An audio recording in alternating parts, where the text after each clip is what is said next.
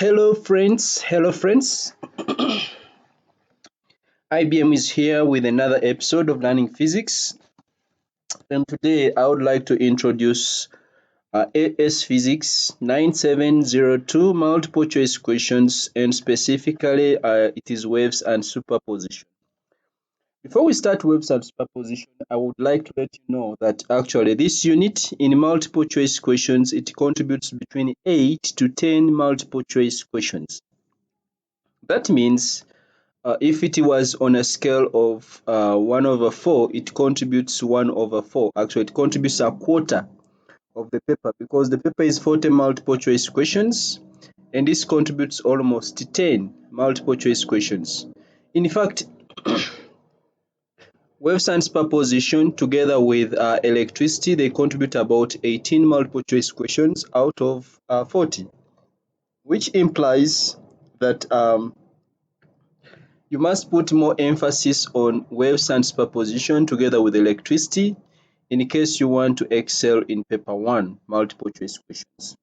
So without wasting any time, I would like to take you to the document that you must have downloaded. If not, it is in the video description. It will take you to a Google Drive or a Google Files or Google Drive files where you will download the multiple choice questions so that you can always follow with them. You can print if you want, or you can just use your computer to save the correct answers as indicated in one of the videos that have been uploaded. I want just to put a disclaimer that these videos could come with some errors because I am bound to make mistakes.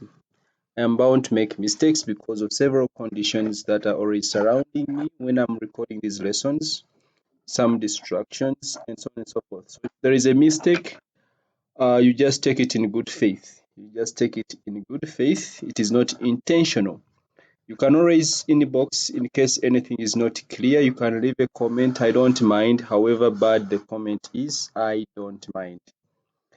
So nevertheless, let's go to the document for multiple choice questions. Here we are. And AS Physics 9702. Multiple choice questions, waves and superposition. Number 1. Normally, the multiple choice questions will start from around question number 21, 20, 22, around there. A signal generator, amplifier, and loudspeaker are used to produce different sound waves in the air of a room. The relationships between the properties of these waves are investigated. Which relationship is not correct? Let's start. Amplitude is proportional to wavelength. Such a relationship does not exist. Frequency is inversely proportional to wavelength. Frequency is inversely proportional to wavelength. Yes, that one can be got from V equals to lambda F, which means if I make F the subject, F is going to be V over lambda. So frequency is inversely proportional to wavelength. That one is correct. Intensity is proportional to amplitude squared. That one we have seen it. Intensity is directly proportional to amplitude squared. That expression is correct. Period is equal to the reciprocal frequency. I think that's also true. T is equal to 1 over F. We normally use this several times in waves. So the answer is going to be A, not correct. When a guitar string is plucked, it causes a longitudinal sound wave in the air as shown in the figure. The speed of sound in the air is 340 meters per second. What is the approximate frequency of the sound wave shown? So since we have already seen that V is equal to lambda times F, the frequency is going to be V over lambda. So we are going to look for the wavelength. To find the wavelength, remember wavelength is the distance between two consecutive wavefronts, two successive rarefactions, two successive compressions. So I would just take this is a compression because particles are very close to each other, and this is another the next compression. So I will consider the distance between these two successive compressions as the estimate for the wavelength. And if this is 0.4, I think this is 0.5, so it means the wavelength is approximately 0.5. Therefore, this is going to be 340 divide by, this is in meters, so divide by 0.5 in meters.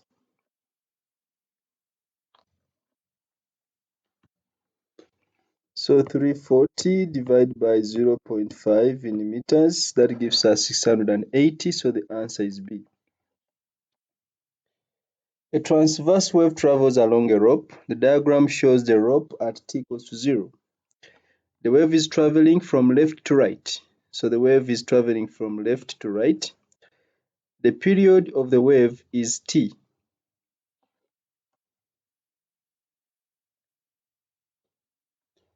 One particle of the rope is labeled x. Which graph shows the variation with the time? Which graph shows the variation with the time of the displacement of the particle x between t equals to 0 and t equals to twice t? So the period is twice t. So twice t means 2 complete cycles, after 2 complete cycles. So at t equals to 0, you realize that the particle is actually at equilibrium and it is actually vibrating downwards. It is passing equilibrium, but is vibrating downwards. Therefore, if it is initially it is vibrating downwards, then it means at t equals to 0 it is vibrating downwards. It means this graph is not going to be correct. This graph will also not be correct. So this graph will also not be correct. Oh, this one would make sense if we consider t equals to 0, the particle is vibrating downwards.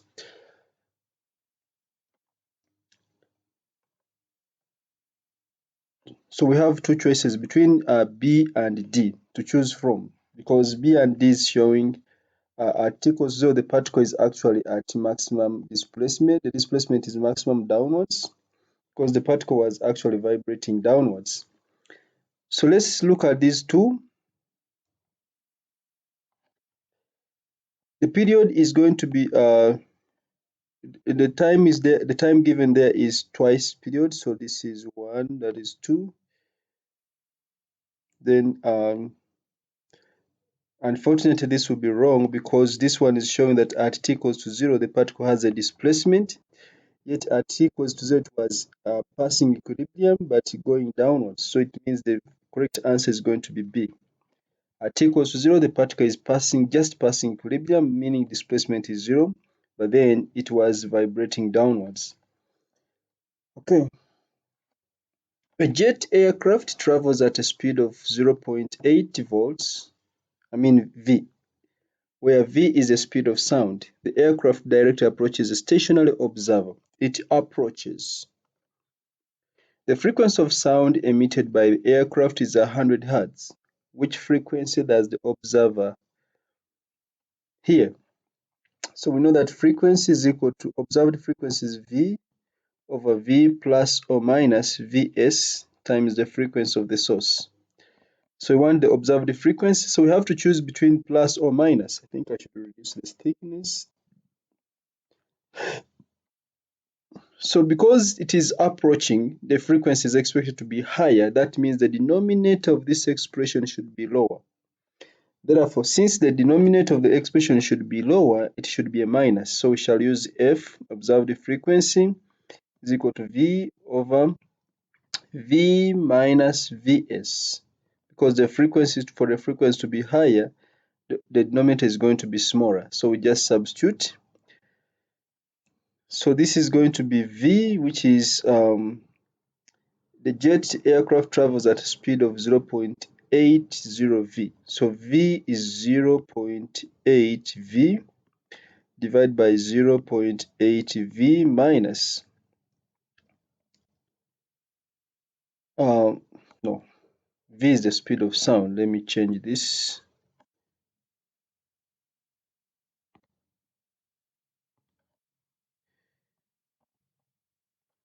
The speed of the aircraft is 0.8 V. Okay, so V is the speed of sound. So I will say V is the speed of sound over V minus, where there is V of the source is 0.8 V, 0.8 times V. This is times 100, that is the frequency of the source. So you notice that V has cancelled out and I remain with 1 over 1 minus 0.8. then times 100. So 1 divided by 1 minus 0.8, because V cancelled out. That is what I get. Then times 100, which gives us 500. So the answer is D. A telescope detects and analyzes some electromagnetic radiation of wavelength 2 centimeters. Which type of telescope is it? A telescope detects and analyzes some electromagnetic radiation of wavelength 2 centimeters. Of course, when we look at the electromagnetic radiation, Richard is mother, is visiting Uncle Xavier's garden. Wavelength of 2 centimeters is most likely either radio waves. 2 centimeters is 2 divided by 100, 0.02 meters. This is most likely radio waves or microwaves, but most likely it is going to be microwaves, because when you look at the electromagnetic spectrum for visible, next to infrared it is red, which is 10 power negative 7. 7 times 10 power negative 7. When I add it 2, the next region is going to be times 10 power negative 5. Then the next region will have times 10 power negative 3. So it means 0.02 meters, not very far from times 10 power negative 3. So most likely this is going to be a microwave telescope. So the answer is going to be A.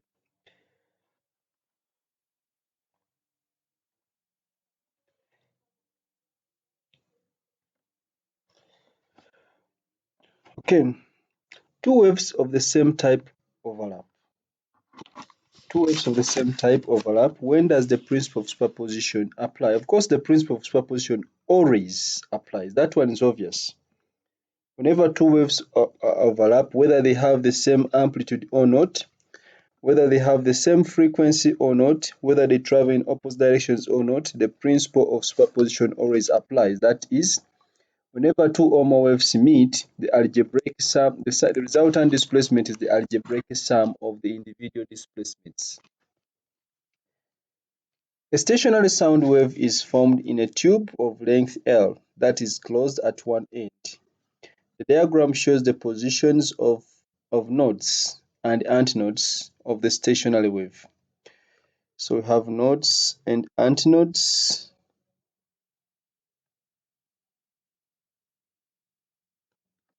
Okay. Which graph shows the variation of the amplitude A of the wave with the distance x measured from the closed end of the tube? So where we see a node, that is when L is 0 at the node, the displacement, the amplitude is 0. So all graphs, I think, are starting from 0. So we can't use that to eliminate anything. But at the antinode where L is, for example, here is L is almost. Okay, let's just first look for the next node. For the next node, again, the amplitude should be 0. So almost at the center, the amplitude should be 0. Okay. So this one is not going to be correct. C is not going to be correct because it is showing that there is 0 amplitude at the position of the antinode. This one is also showing that there is 0 amplitude at the position of the antinode. Yet antinodes represent positions where a particle vibrates with the maximum amplitude. So we have to choose between A and B. We have to choose between A and B. So they're saying which graph shows the variation of the amplitude A of the wave with the distance x measured from the closed end of the tube. So the particles in this segment here vibrate in the same direction. They vibrate in the same direction, so the amplitude, but they only have different amplitudes. We are seeing in A and B at the position of the second node, still the amplitude is 0. But then the question would be, will particles in the next segment vibrate in the opposite direction? Will the amplitude will the amplitude of vibration be in the opposite direction for particles in the next segment? So since we are looking for since we are looking for the variation with amplitude a of the wave with the distance x measured from the closed end of the tube, then the amplitude at all amplitudes we expect that at positions of antinodes we expect the particle to have maximum displacement, expect the particles to have the highest amplitude. Therefore, the choice of my answer will simply be A. So that will be the graph. That will be the graph for amplitude against displacement. A wave on the surface of water passes through a gap between two barriers and is diffracted as illustrated here. Here you see that the size of the gap is almost twice the wavelength. That is the distance between two successive wavefronts.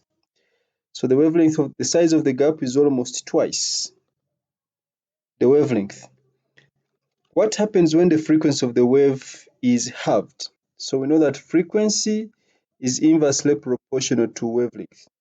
When the frequency is halved, the wavelength doubles. Wavelength doubles. And when the wavelength doubles, it means the wavelength is going to be almost the same as the size of the gap. Therefore, we expect more diffraction to be observed because diffraction is maximum when the wavelength is almost of the same order as the size of the gap. Diffraction is maximum when the wavelength is almost of the same order as the size of the gap. Initially, we are seeing that the wavelength is almost half of the size of the gap. When the frequency is halved, the wavelength doubles. And if the wavelength doubles, it means the wavelength is going to be almost the same as the size of the gap. And whenever the wavelength is almost the same as the size of the gap, then diffraction is maximum. Therefore, the answer would be B. Observable interference fringes are produced using light from a double slit. The intensity of the light emerging from each slit is initially the same. The intensity of the light emerging from one of the slits is now reduced. Initially it was the same, the intensity is now reduced. How does this affect the interference pattern? Of course, if we have a double slit and intensity is the same through both holes, the intensity is the same, we shall have if the intensity is the same, we shall have regions of alternating regions of dark and bright fringes on our screen. That one we know it very well. If the intensity is the same, we shall have alternating regions of dark and bright fringes. But then if the intensity is not the same, it means, remember, intensity is directly proportional to amplitude squared. It means the amplitude is not going to be the same. And if the amplitude of two waves is not the same, then total cancellation cannot be observed. If the intensity is reduced, it means the brighter fringes that we saw on the screen will now be less brighter. And the darker fringes will be less darker because total cancellation does not occur. Or the darker fringes become a little bit brighter because total cancellation does not occur. Therefore, the bright fringes and dark fringes all become brighter. That's not true. The bright fringes and dark fringes all become darker. That's not true. The bright fringes become brighter and the dark fringes become darker. Bright fringes can't become brighter when the intensity has been reduced. The bright fringes would only become brighter if the intensity in one of the slits was increased. The bright fringes become darker. That is very true because the intensity in one of the fringes has been reduced. And the darker fringes become brighter. That is also very true because total cancellation is no longer there. Therefore, the answer is going to be D. We have seen why total cancellation is no longer there. Total cancellation is only there if amplitudes of two are equal. If this has amplitude A and this one also has amplitude now negative A, they are equal in magnitude. When they meet, they cancel out each other. That's when you have a darker fringe. But now if this one has a smaller amplitude, let's say this has twice A, and this one has just negative A. There is no total cancellation. So the darker fringes will no longer be darker. In fact, they become a little bit brighter. The brighter fringes become less brighter. In other words, they become darker simply because the intensity has been reduced. And I have said, if the intensity in one of the slits was to be increased, then the brighter fringes would become brighter, but again the darker fringes will become brighter also. Reason, because total cancellation will still not be there. Total cancellation will still not be there. So that's why the darker fringes will no longer be dark. They will be a little bit brighter. A diffraction grating has 4 times 10 power 5 lines per meter. That is capital N. A beam of light of wavelength, so this is wavelength, is incident normally on the diffraction grating. What is the angle between the second? So n is equal to 2. Small n is 2, the second maximum, and the direction of the incident beam. So if this is the grating, incident beam is in this direction. So we know that, of course, we would put a circular, a semicircular screen. So this is for n equals to 0. That is the incident direction of the beam. And then we look for n equals to 2. And we want this angle here. What is the angle between the maximum, second order maximum, and the direction of the incident beam? So we want theta. So for a diffraction grating, we know that n lambda is equal to d sine theta. N lambda is equal to d sine theta, which means that sine theta is equal to n, which is 2, lambda, which is 589 times 10 power negative 9, divided by d. We don't know d, but we know that d is equal to 1 over n. D is equal to 1 over n as long as n is in per meter. So this will be 1 over n. D is 1 over n. That means n goes up. So we shall simply say times n, which is capital N, which is 4 times 10 power 5, because it is already in per meter.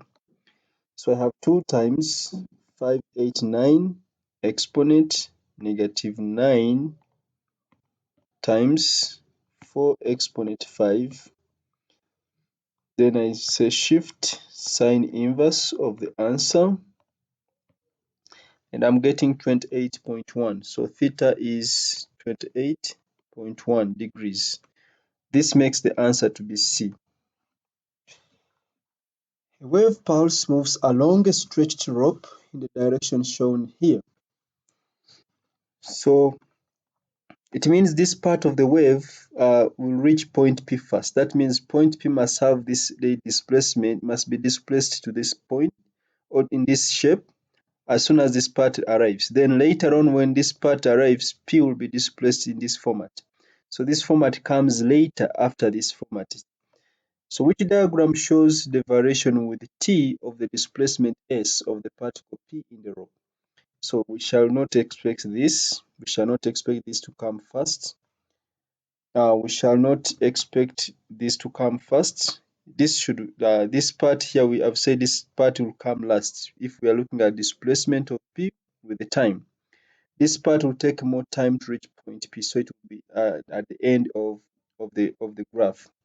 Therefore, our answer here is going to be specifically D. P will first take the shape of the first part which arrives at P of the wave, which is a horizontal part. And then this part here comes last. This part here will come last. Therefore, our graph or our answer is going to be D. It's like putting a mirror here. It's like putting a mirror here and reflecting this part of the wave in the mirror. That's exactly what will happen to the displacement against time for particle P. So our answer is going to be D. Which statement about progressive, transverse, and longitudinal waves is correct? Particles in a transverse wave have fixed equilibrium positions, but those in longitudinal do not. That is not true.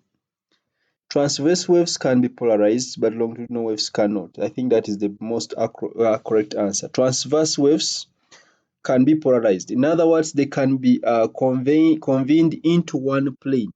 Polarization refers to fitting, let me use the word fitting, or confining the vibrations of a transverse wave in only one plane.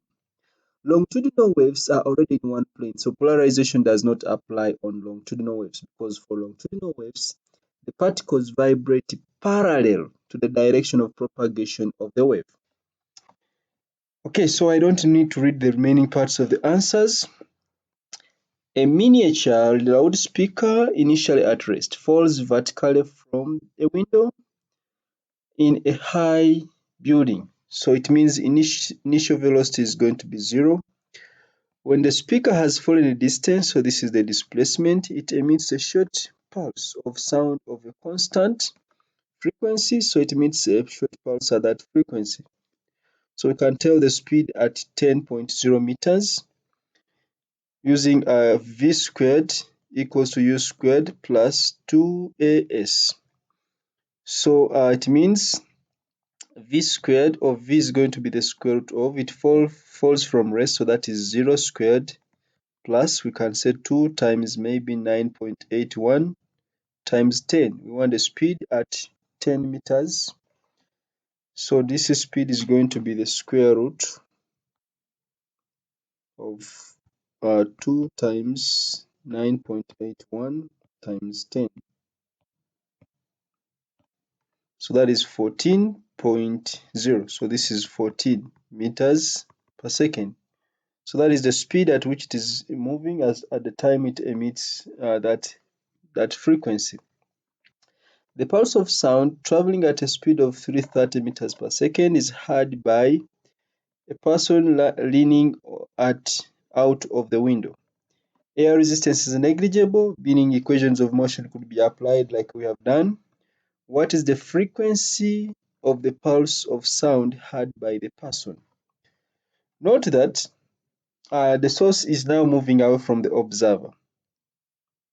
The source, a miniature loudspeaker initially at rest, falls vertically from a window in a high building. When the speaker has fallen a distance of 10 meters, it emits a very short pulse of sound at constant frequency in all directions. The pulse of sound traveling at a speed of 330 is heard by a person leaning out of the window. Since it falls vertically from the window in a high building, and it is heard by a person leaning out of the window. So it means it is moving away from the observer, so we shall simply say frequency observed is equal to V over V. Since it is moving away, the frequency must be lower, so it becomes plus the speed of the source, then times the frequency of the source.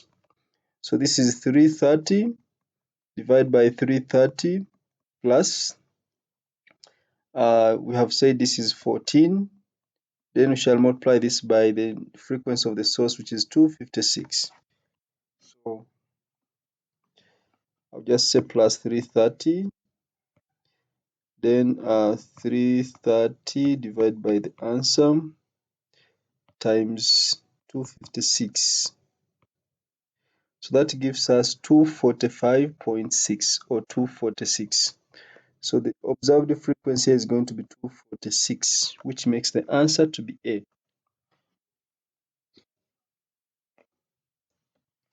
Two EM waves have wavelength 5 times 10 power negative 7 and 5 times 10 power negative 2 meters in a vacuum. Which row identifies the regions of the EM spectrum to which the waves belong?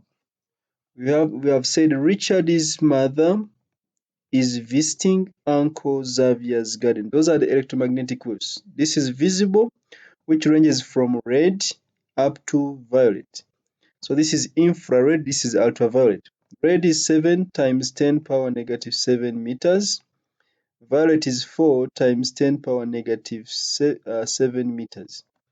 So at least we can tell that the wavelength of 5 times 10 power negative 7 is actually within the visible range, and the wavelength of 5 times 10 power negative 2 is on the left hand side of the visible range, because moving from radio waves to gamma frequency is the one which increases, but wavelength decreases. The wavelength is maximum at the radio waves. So we can start with 5 times 10 power negative 7 and do elimination. So it means A and B and C are out, because 5 times 10 power negative 7 is in the visible range. Then infrared is after visible, and microwaves is after infrared. But when we look at this value here, times 10 power negative 2, when I add 7 times 10 power, if I add 10 power negative 7 plus 2, I get 10 power negative 5. So it means infrared should have wavelength of almost close to 10 power negative 5. 10 power negative 2 is very far. When I add plus 2 again, I get 10 power negative 3. That means microwaves should have a range which is close to 10 power negative 3 in meters. That means this is most likely going to be microwaves. So this is microwaves, because 10 power negative 2 and 10 power negative 3, they are not very far from each other. So I just added the power of 5 plus 2 to reach the next region. The wavelength of sound. The wavelength of sound in air may be determined by using stationary waves. In an experiment, a loudspeaker produces a sound wave of constant frequency, which is directed back and along its original path by a metal plate, approximately 1 meter away. Microphone connected to a cathode ray oscilloscope is moved between the loudspeaker and the plate to identify regions of high sound intensity and low sound intensity. The wavelength of the sound is determined using the least possible number of measured quantities. The least possible number of measured quantities, which row shows the quantities that are needed. So we know that wavelength, or the distance between two successive points or two successive spots of loud or soft, two successive spots of either loud or soft, is equal to half wavelength.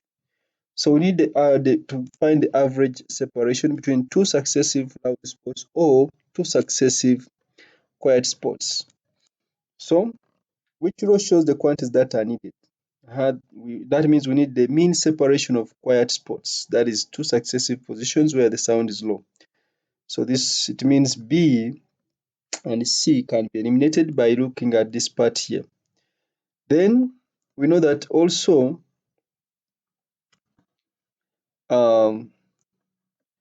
frequency is not necessary, because the wavelength is going to be twice the distance between these two spots, because the distance between two successive spots of either loud or soft, those distance between two successive points of resonancy in the pipes is always half wavelength. So the wavelength is twice this distance. Therefore, the answer is strictly going to be D. The answer is going to be D. We don't need the speed in air. We don't need the frequency. The answer is strictly D.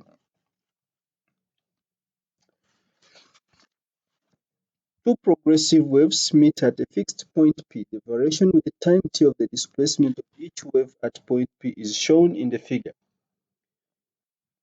The two waves superpose at point P. What is the resultant displacement at t equals to 0.38? So let's see, the scale is 0.1 divided by 5, which is, I think that is 0.2, 0.02. So 0.38 divided by, or minus 0.3 divided by 0.02. I just want to know how many small squares. 0.38 minus 0.3 divided by 0.02. So on 0.3, I have to add 4 small squares. So 1, 2, 3, 4. So 0.38 is here. So by the principle of superposition, The resultant displacement is the algebraic sum of the individual displacements of the two waves. So for the first wave, for the wave above, this displacement is, the scale on the vertical is 1 divided by 5, which is 0.2. So the displacement here is 0.4, and the displacement here is negative 1.4.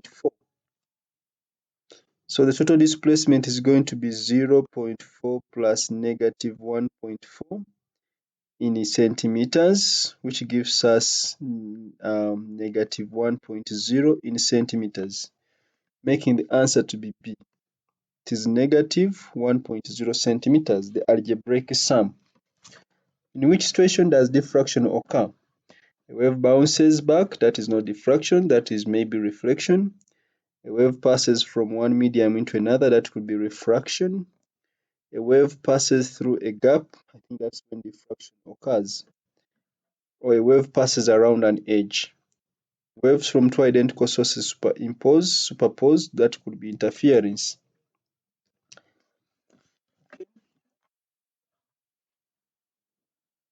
Light from a single frequency is incident on a pair of narrow slits that are a distance of, so narrow slits, they are a distance of 0.10 millimeters apart. They are double slits, light of a single frequency instead on a pair. So this is going to be A, slit separation. A series of bright and dark fringes is observed on a screen, a distance, so this is capital D. The distance between adjacent bright fringes is 80 millimeters, so this is going to be X. What is the path difference of the light waves from the two slits that meet at the second order dark fringe? What is the path difference? What is the path difference of the light waves from the two slits that meet at the second order dark fringe? So we want the path difference that meets at the second. So here we have the zero order bright fringe. That means we could be having the first order dark fringe, and now we're talking about the second order dark fringe. First of all, let's find X. Let's find X. So using lambda is equal to AX divided by D. Then we have that X, that is the distance between two successive bright fringes or two successive dark fringes.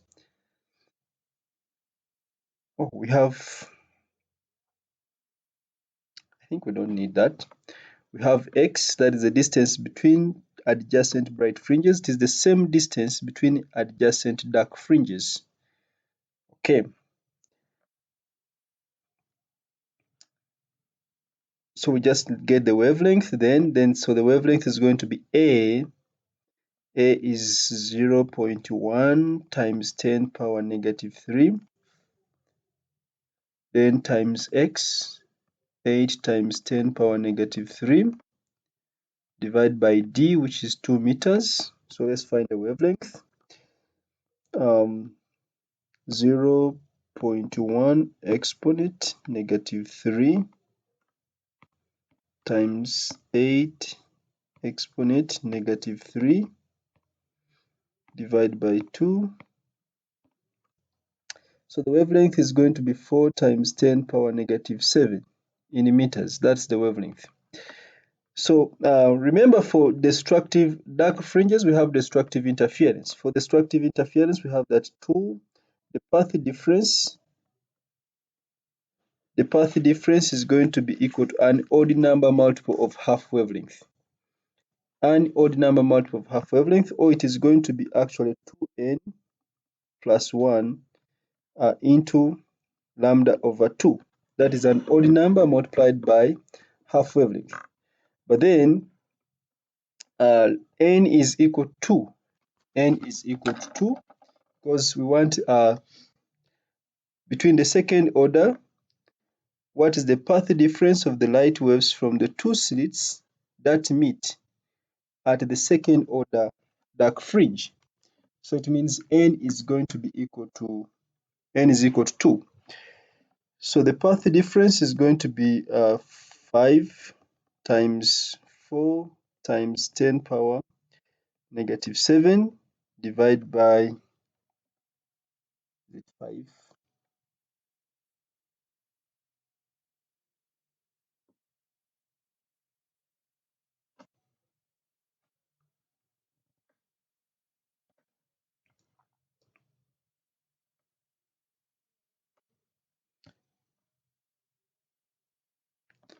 What is the path difference of the light waves from the two slits that meet at the second order dark fringe? Oh, sorry, n is equal to 1, not 2.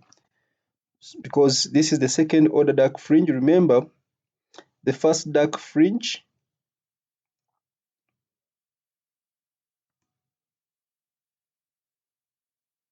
the first odd number is 1, so n is equal to 0, 1, 2. When I use 2n plus 1, n is equal to 0, 1, 2, 3, because when n is 0, the first one is lambda over 2, so this is 1, so this is going to be 3.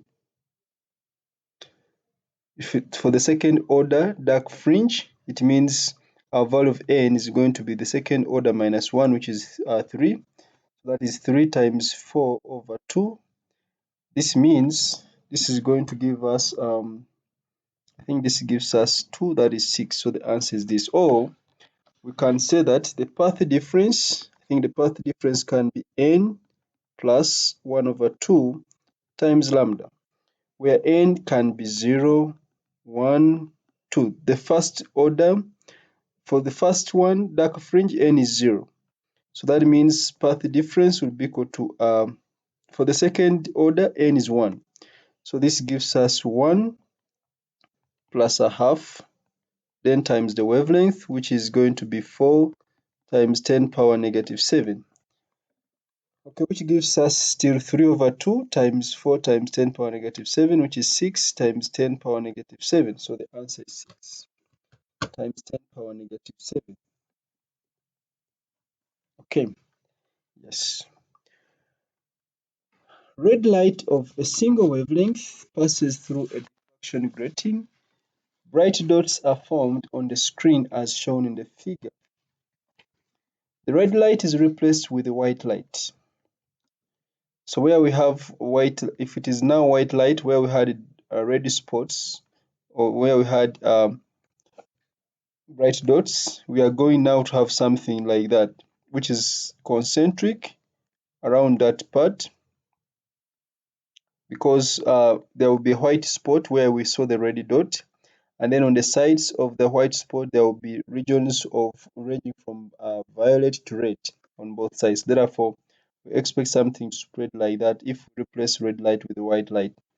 So which means A is wrong, B is also wrong. Of course, at the center, we expect this part. Sorry, this is going to just be a white spot. We are going to have a white spot here at the center, which is going to be surrounded by a continuous range of ranging from, I think, violet to red, violet to red, violet to red. Therefore, we have to choose between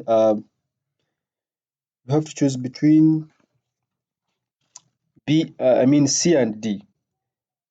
Now C is showing that actually the distance between the central white spot and the first pair and the first bright fringe is larger, and it is showing that it goes on actually decreasing, which is strictly not going to be true.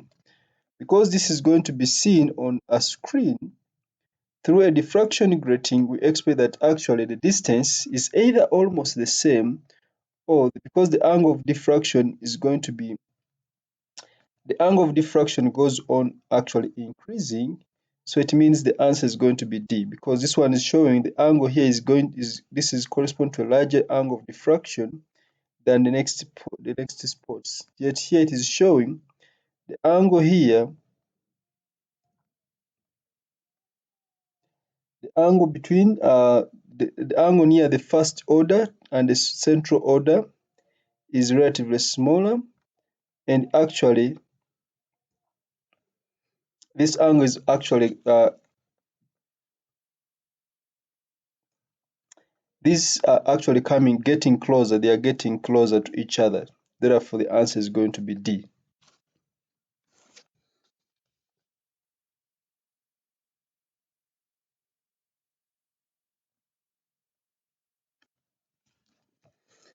Alternatively, we can think about this by looking at the formula. Theta is equal to sine inverse of n lambda divided by D.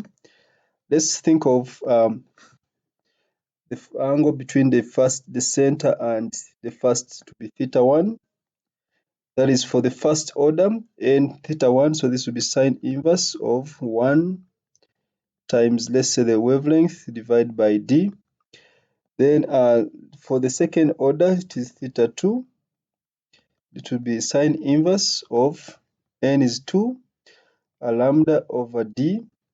And you notice if theta is increasing, what happens to the sine inverse? Let's check. Suppose let's just use a simple wavelength of, I'm just going to use a simple wavelength of red light, or just using a simple wavelength. Let me just use 2.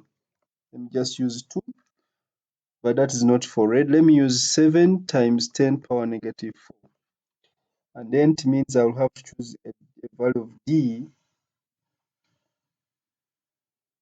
Okay, for simple calculations, let me use wavelength as just 1 and D as 1. So sine of 1 is 90. Sine inverse of 1 is going to be 90. Then, of course, this will be sine inverse of 2, which does not actually exist. But we know that the maximum value of sine theta is when the angle is larger, when it means as the angle becomes smaller, the value of sine theta also decreases. The value of sine theta decreases.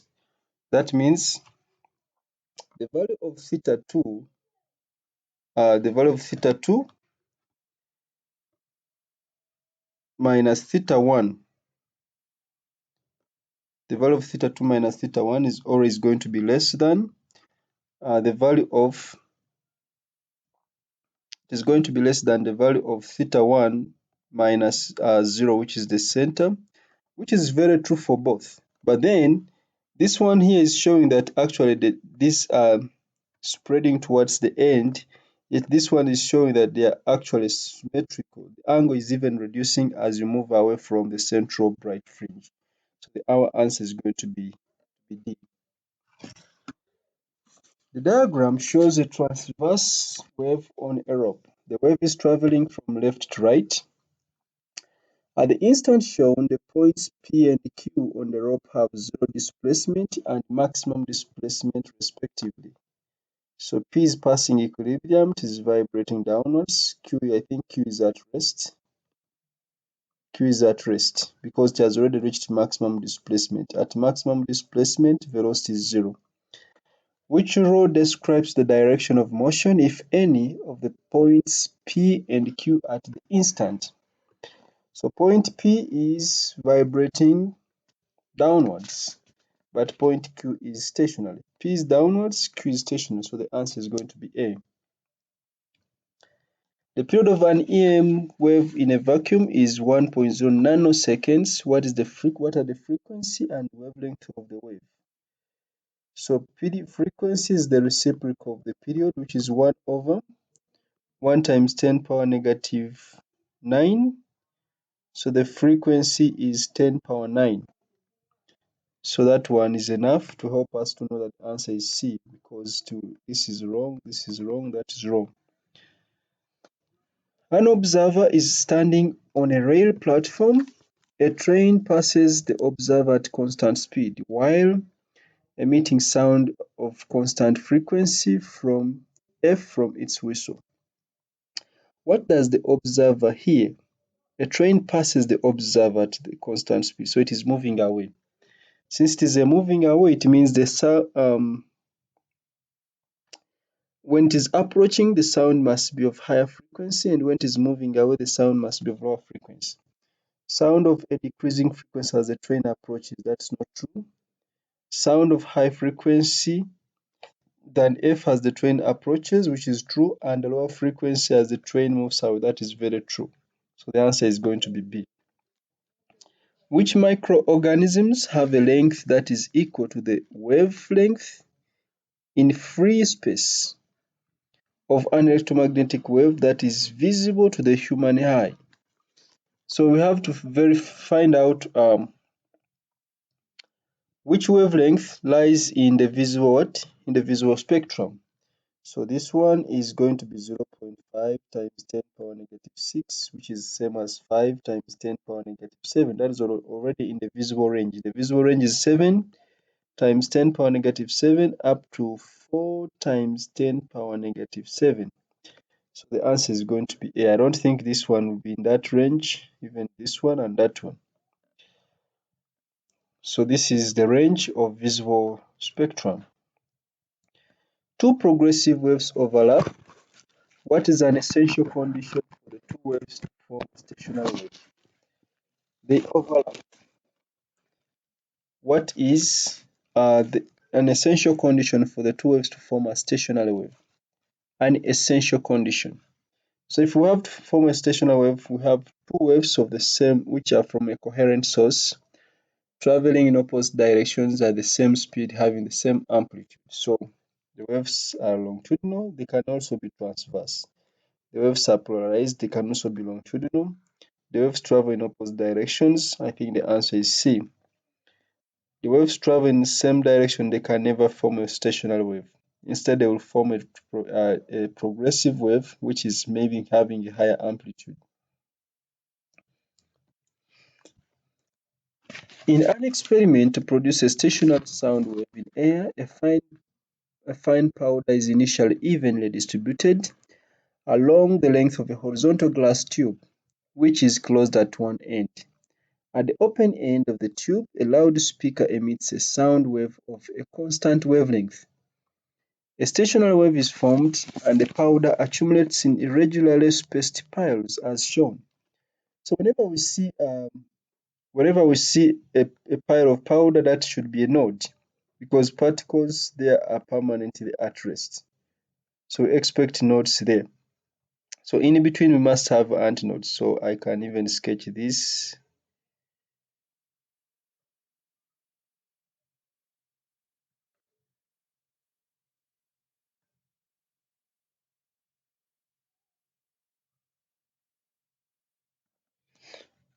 Okay. Which statement explains the positions of the piles of powder within the tube? Where we see the piles, I said we expect they are nodes. That is, particles have minimum or zero displacement. So the piles are where the air molecules vibrate with maximum amplitude. That is not true. The piles are where the air molecules vibrate with minimum amplitude. That is very true. A sound wave of wavelength 0.5 meters passes through a doorway of width 1 meter between two rooms. Which change increases the amount of diffraction that takes place? Double the amplitude of the sound wave. That's not true. Double the width of the wave means it will be many times bigger than the wavelength. Halve the frequency. If frequency is inversely proportional to wavelength, if the frequency is halved, the wavelength doubles. And if the wavelength doubles, it will be approximately 1 meter, which is almost the same as the width of the door. So it undergoes, so it means it will undergo diffraction. So the answer is C. Make the frequency of the sound to be half. It means it doubles the wavelength. When the wavelength has the same, or is almost the same as the width, then there will be diffraction.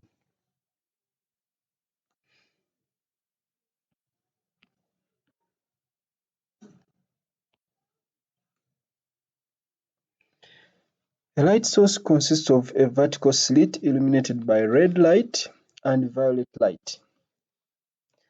The variation of R is approximately twice the wavelength of V. The wavelength of R is approximately twice the wavelength of V. A parallel vertical double slit is placed nearby a white screen. A white screen is placed so that fringes are formed on it. Okay. So because we are seeing that the wavelength of red is almost twice the wavelength of violet, a white screen is placed so that the fringes are formed on the screen. Which graph best represents the interference fringes formed on the screen? First of all of them must overlap. All of them must form a central bright fringe at the same point, at the center. All of them must form a central bright fringe here. So it means they should overlap at that center. Let's check. This one is showing that there is actually minimum intensity at the center, which means that this is going to be wrong. This one is also showing that they are overlapping in such a way that a crest is meeting a trough at the center. This is not true. They should all have formed their maximum at the center, whether it is red or, so we have two options. We have this one, we see red is at the center, and we also have violet at the center. So we have these two. We have to choose from these two. Then let's check which of them undergoes greater diffraction. I mean, which of them is deviated more from the center? So which of them would form a pattern or the value of the first bright fringe or the first dark fringe further away from the center? So we have to look at lambda is equal to ax over d. If d is the same and a is the same, it means wavelength is directly proportional to x. The one with a greater wavelength must form its brighter fringe from the center further. So we look at the diagrams. So the first bright fringe for violet is this one. It is showing that it is closest to the central bright fringe than that for red. Yet we know that violet has a smaller wavelength, therefore its bright fringe is going to be closer to the central. So the answer is going to be C. This one is showing that red's bright fringe is closest to the central, which would imply that red has a smaller wavelength. Yet we know that wavelength is directly proportional to the fringe separation. So that means this is not going to be correct. So our answer is going to be C. Which property of light wave can be determined using a diffraction grating? Of course, that is obviously diffraction grating, that is obviously wavelength. We can determine from lambda is equal to ax over d, we can find wavelength from the diffraction grating. Which statement about progressive waves is correct? Progressive waves are always transverse. I think that is not true. That is not true. They can exist in solids but not in liquids. That is not true. They can exist in all. They decrease in frequency as their speed increases. Let's check. V is equal to lambda f.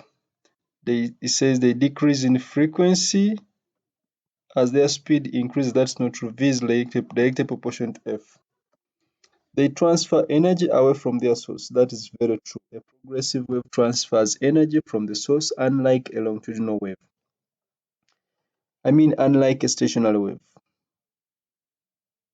A cathode ray oscilloscope is used to determine the frequency of a sound wave. The diagram shows the waveform on the screen. The time-based setting is 5.0 milliseconds per division.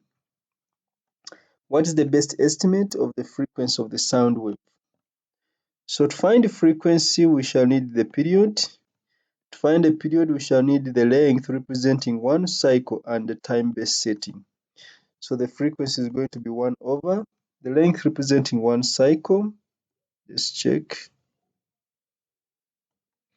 So I'm going to look for the length representing one cycle. I think I can start from this point. No, it is not symmetrical. I'm looking for a very symmetrical point.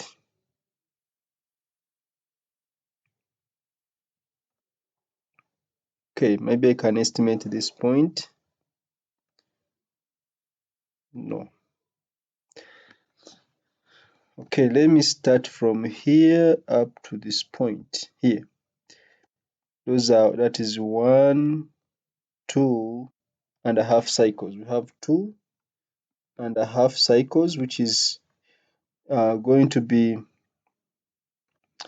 that is 5 over 2 cycles is represented by how many boxes? 1, 2, 3, 4, 5, 6, 7.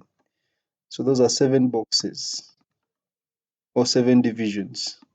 So it means one cycle is going to be 7 divided by 5 over 2. So 7 times 2 divided by 5. So one cycle is going to be represented by 14 divided by 5, which is 2.8 divisions.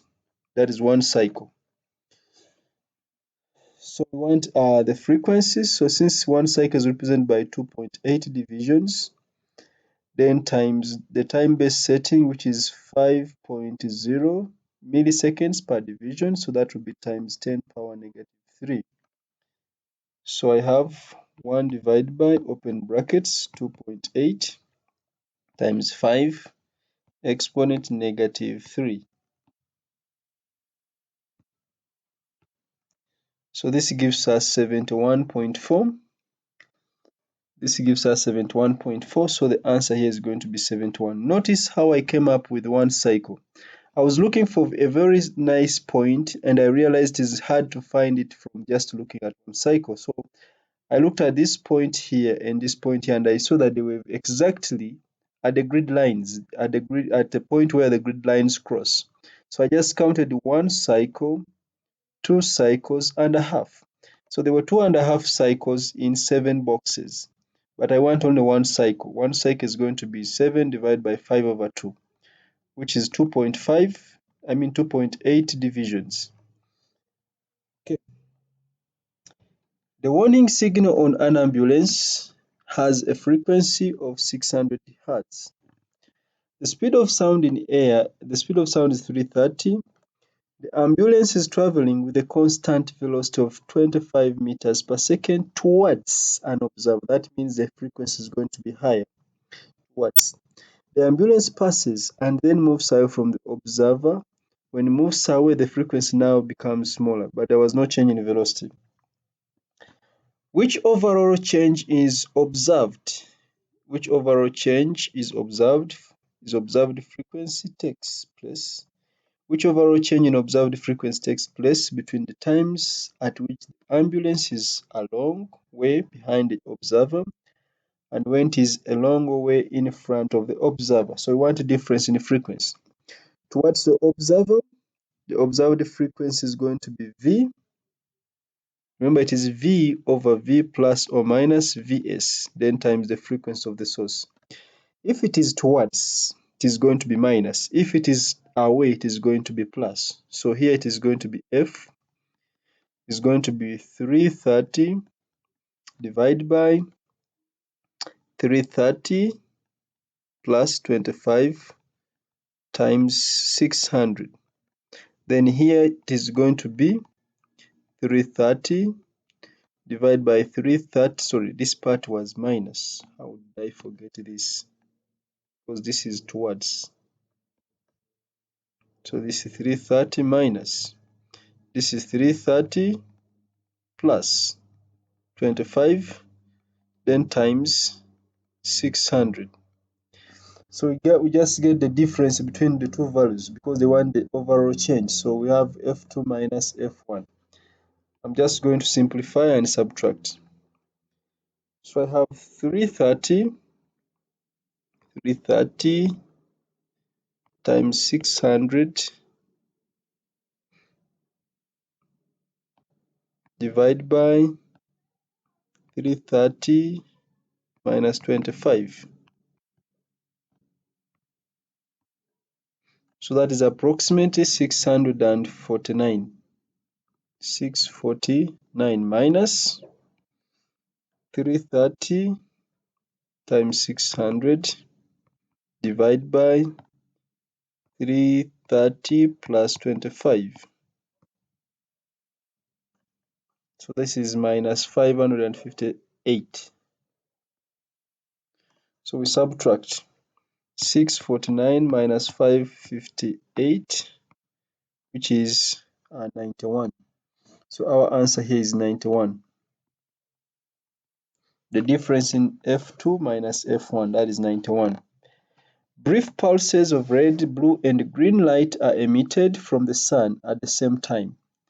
The pulses travel the same distance to reach Mars. Assume that the pulses travel in a vacuum for the full duration of their journey. In which order would these pulses of light arrive at Mars?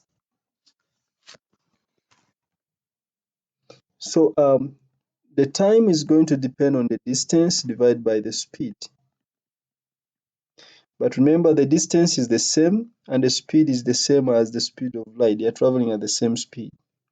So it means they all arrive at the same time because they are going to travel the same distance. If they are emitted at the same time and they are traveling at the same speed, which is 3 times 10 power 8, then they will arrive at the same time because they have the same speed. Two coherent progressive waves from the different sources meet at a point. Which condition must be satisfied for there to be zero resultant amplitude at the point where the waves meet? Zero resultant amplitude. So there must be total cancellation if the amplitude is to be zero. The two waves must be emitted from their source with the same intensity. So intensity, the two waves must be emitted from their sources with the same intensity. From their sources with the same intensity. The two waves must be in phase with each other at the point. The two waves must be traveling in opposite directions. The two waves must have the same amplitude at that point. The answer is going to be D. Why not the others? Because which condition must be satisfied for there to be zero resultant amplitude? The two waves might be emitted from their source with the same intensity, but then they don't meet at that point with the same amplitude. The two waves might be in phase, but when it is resulting to reinforcement resulting into maximum displacement. The two waves might be traveling in opposite directions, but when at that point the total displacement does not become zero. The two waves must have the same amplitude at that point. So these are two coherent progressive waves from different sources meeting at a point. If they meet at the point and they have the same amplitude, then it is possible for them to have a resultant displacement, resultant amplitude of zero, especially if they are moving in opposite directions. So the answer is going to be D. The two waves must have the same amplitude at that point. They might be moving in opposite directions, but when they don't have the same amplitude, so that will still not give us zero displacement. A corridor or a corridor is 13.2 meters, but that is a corridor. Corridor is 13.2 meters long and has closed doors that reflect sound at both ends. The speed of sound in air in the corridor is 330 meters per second. What is the lowest frequency of sound that could create a stationary wave in the corridor with a node halfway along it? So this is an easy question. Because this is closed, we expect a node there, and we expect a node there because that is closed. If there's a node in between, then there's an antinode here. There will be another antinode there. So we have something like this. So there are two antinodes, and there are three nodes. And this means the length of this corridor is corresponding to a full cycle. So L is equal to lambda. So what is the lowest frequency of sound? That is the fundamental frequency. So frequency is equal to V over lambda, which is going to be V over L. So this is going to be 330 divided by L, which is 13.2. 330 divided by 13.2, which is going to be 25 hertz. So this is 25. Water waves of wavelength lambda are formed in a ripple tank. The waves are diffracted as they pass through a narrow gap of width d. D is greater than lambda. That is, the distance of the width of the gap is greater than the wavelength. Which gap width and which wavelength will cause the largest decrease in the amount of diffraction? The largest decrease. D was already greater than lambda. If we half d and half lambda, we have not changed much because d was already greater than lambda. Halving d and halving lambda does not affect much the diffraction. But if we half d and double lambda, remember d was already greater than lambda, then that will instead increase the diffraction, because diffraction is maximum when d is approximately of the same order as lambda. Halving d, it means we are reducing d. Doubling lambda, it means we are increasing lambda. Then doubling d and halving lambda. Doubling d means we are increasing d further, we are doubling it. And again, we are reducing the wavelength. That means this will cause the largest decrease in diffraction. It means most of the wavefronts will just pass through the gap without any diffraction. Therefore, the answer is going to be C. Which gap width and which wavelength will cause the largest decrease in the diffraction, the amount of diffraction? That is doubling the width and halving the wavelength. We are reducing the wavelength further, yet it was already smaller, and we are increasing the width further, yet it was already bigger. Two loudspeakers X and Y emit sound waves that are in phase and of wavelength 0.75 meters. An observer O is able to stand away on a straight line that passes through X and Y. As shown, the observer stands at a point where the sound waves from X and Y meet in phase. If the sound waves meet in phase, it means there is constructive interference. And we know for constructive interference, the path difference is equal to n times lambda, where n can be 0, 1, 2, and so on and so forth for constructive interference. The observer stands at a point where the sound waves from X and Y meet in phase. Note that n must be an integer, it must be a whole number. What could be the distances OY and OX? The wavelength is 0.75. So the path difference between path difference is going to be the distance OY minus the distance XO or OX. That is going to be the path difference, and this is the same as the distance X and Y, X to Y. That is the path difference. So the path difference must be equal to a whole number times wavelength. Let's first find the path difference. For n equals to 0, for n equals to 0,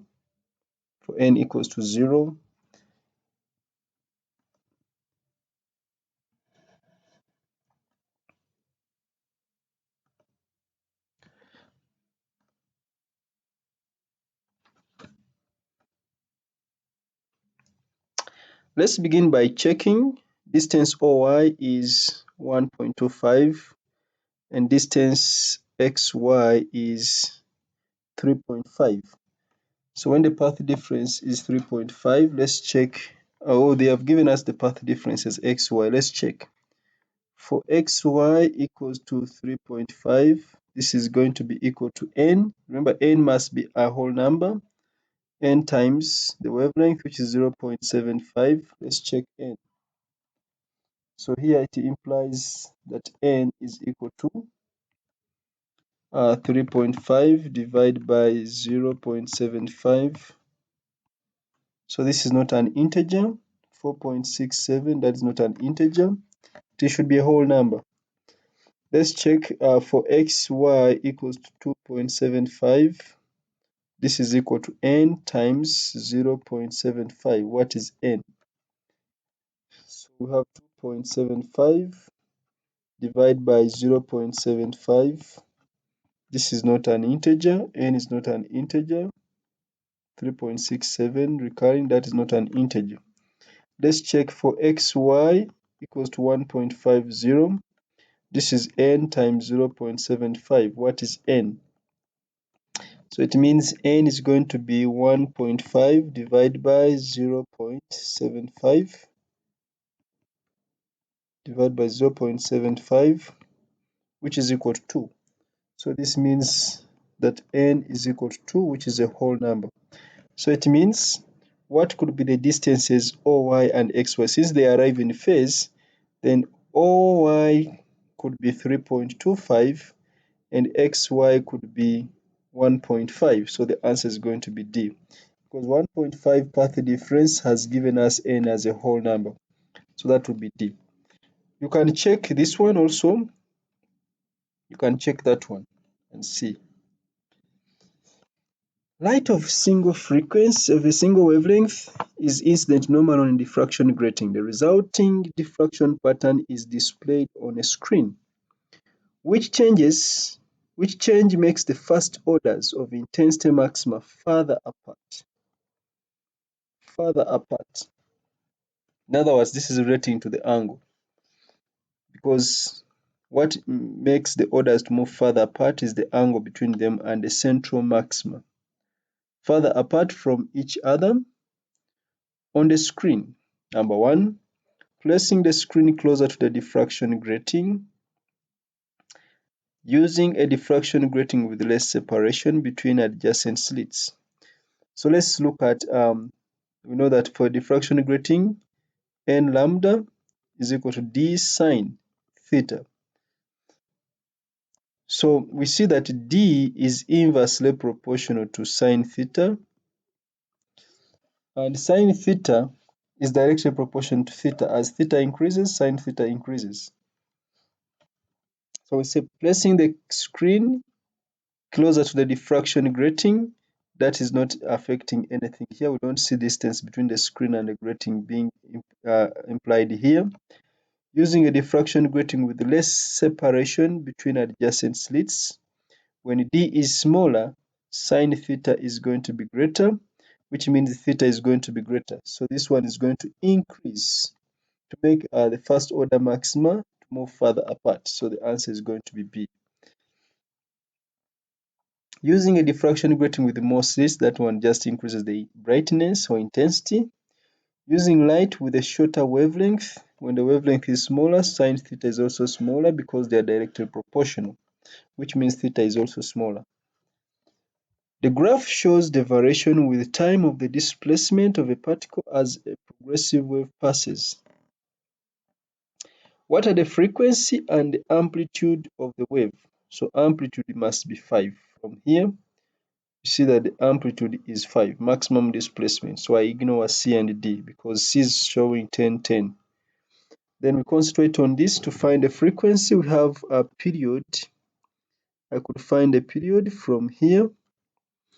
The period is going to be 10 nanoseconds. So frequency is equal to 1 over period, which is 1 over 10 times 10 power negative 9,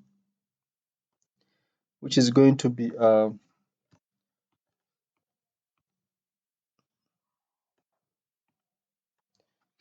so that is 1 divided by 10 exponent negative 9.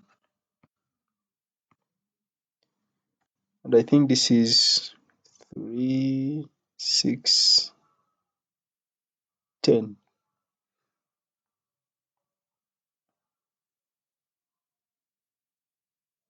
3, 6, 8. Actually, it is 1 times 10 power 8. 1 times 10 power 8 hertz. That is the frequency. In mega, because the answers are given in mega, so I'll divide this by 10 power negative 6, 10 power 6, which becomes 1 times 10 power 2 megahertz. and that is actually 100. So the answer is going to be A. This is 100 megahertz. The graph shows the variation of the displacement of an air particle with time as a sound wave passes through air.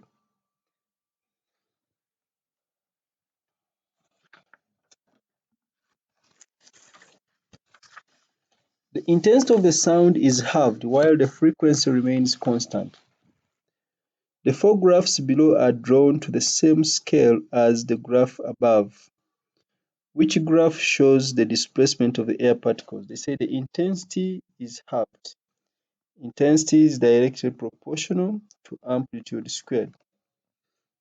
So if the intensity is halved, here it is showing 1, 2, 3, 4. So the amplitude is shown by 4 boxes. I will use 4 for 4 boxes. So the first intensity is equal to a constant times 4 squared. I'm using 4 boxes for amplitude. Then the intensity is now halved. So I2 is equal to a half of I1. So I2 is equal to a half of I1, which must be equal to a half of K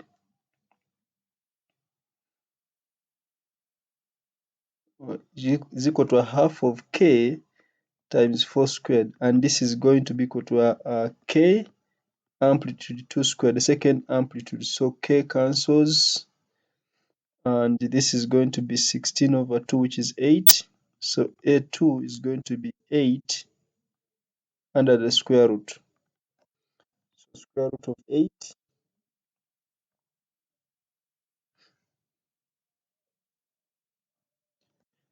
is it square root of 8.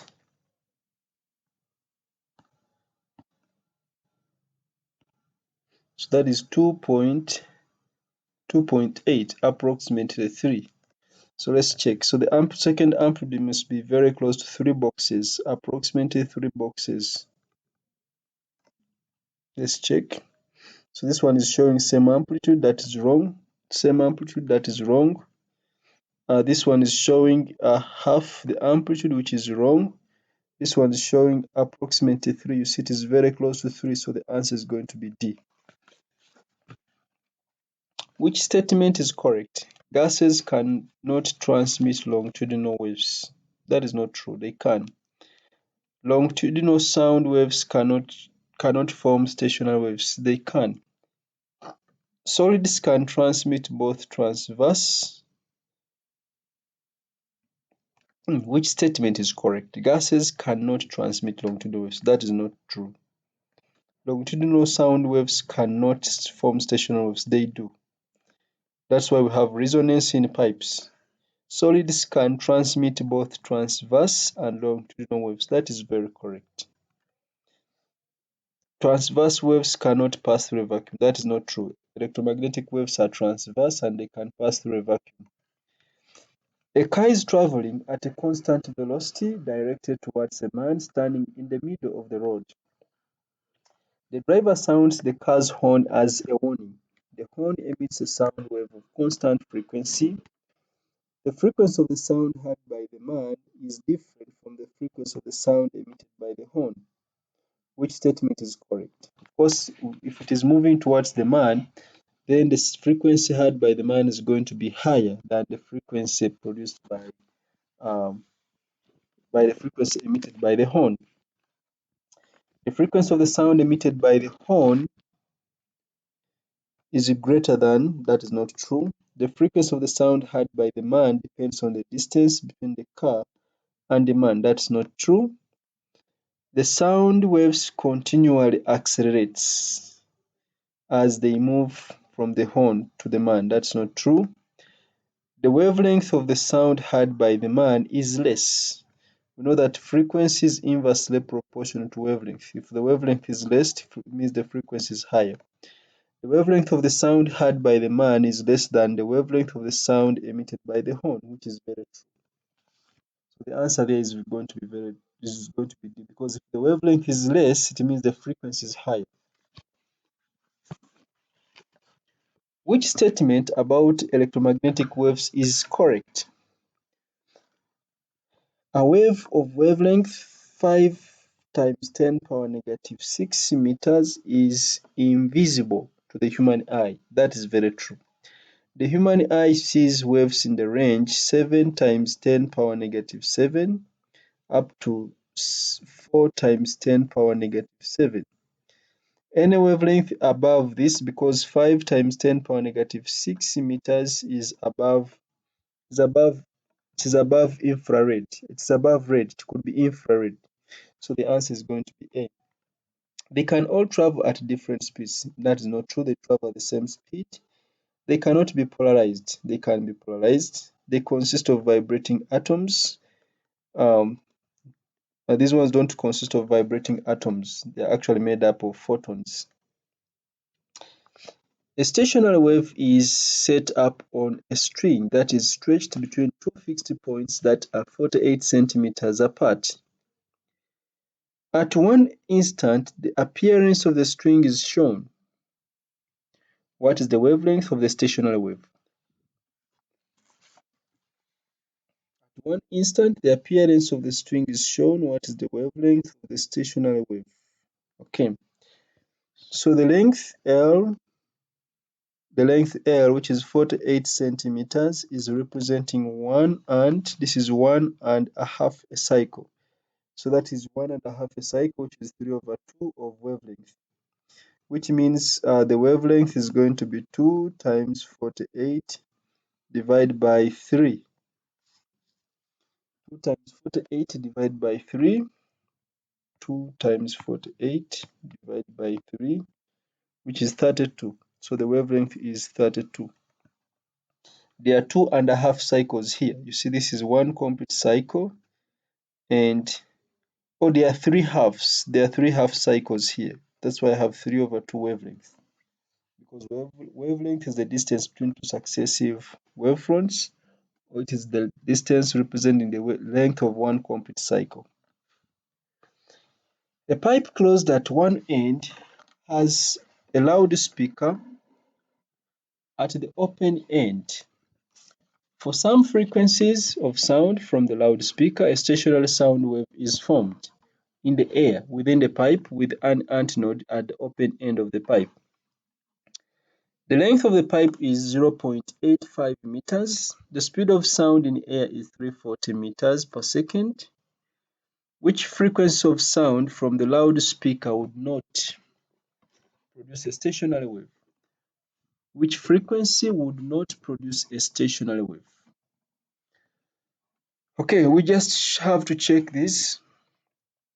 We can check our frequency is going to be equal to V over lambda. Let's first look at the fundamental first. This is going to be a quarter cycle, so 0.85 is equal to a quarter of a wavelength. That means the wavelength is going to be 4 times 0.85. Okay, so the fundamental frequency is going to be 340 divided by 4 times 0.85. So the fundamental is 340 divided by 4 times 0.85, which is 100. So the fundamental is 100. So this one is correct. It can produce a stationary wave. Let's now check. If I close the pipe, we expect the first overtone to be the same as the fundamental. We also expect we only expect odd harmonics. Only expect odd harmonics. So next will be F3. F3 should be equal to 3 times F0. So let's check. 3 times F0 is 300, so this will produce. Next will be F5, which is 5 times F0, 500, that will produce. That means this will be missing. Even harmonics are always missing, so the answer is going to be B. B will not produce a stationary wave in a closed pipe. Water waves of wavelength lambda are incident normally on an obstacle with a narrow gap. The width of the gap is equal to wavelength lambda. That means diffraction is maximum. The waves from the gap emerge over an angle theta, as shown here.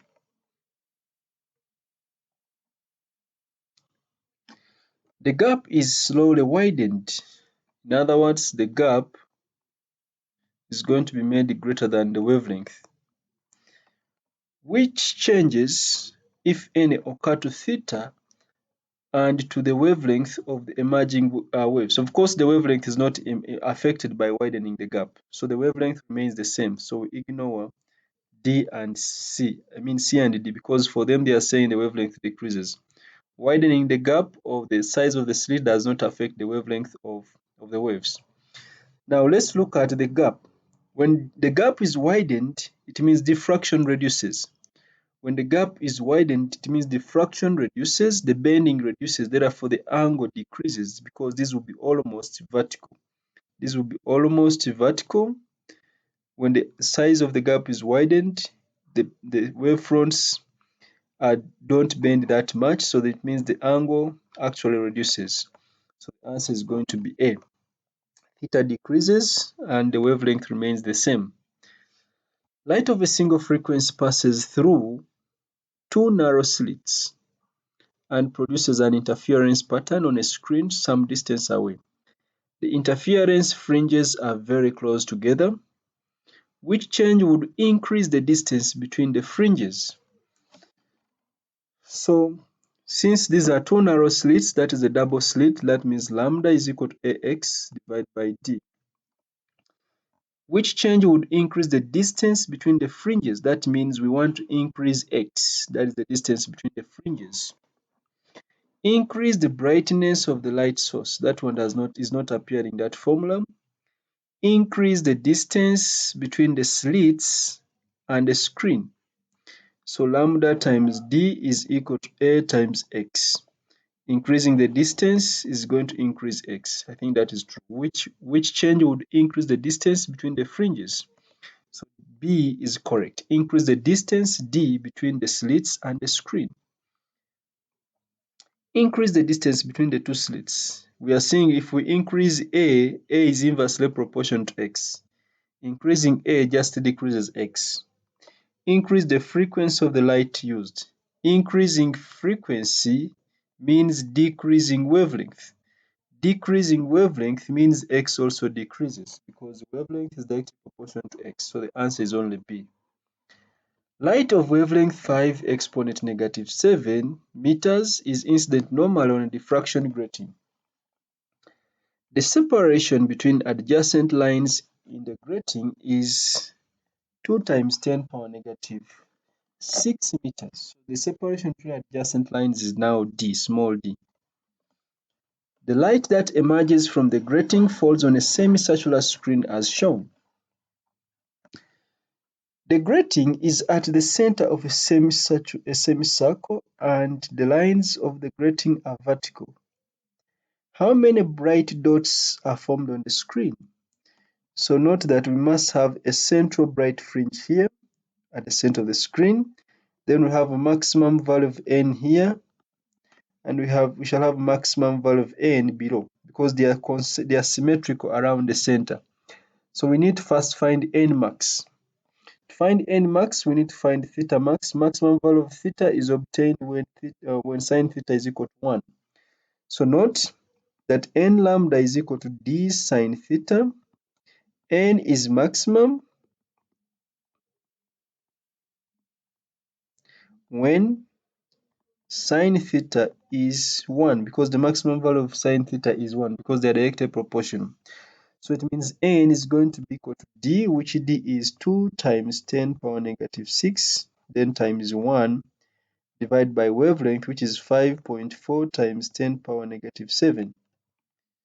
So we have 2 exponent negative 6 divided by 5.4 exponent negative 7.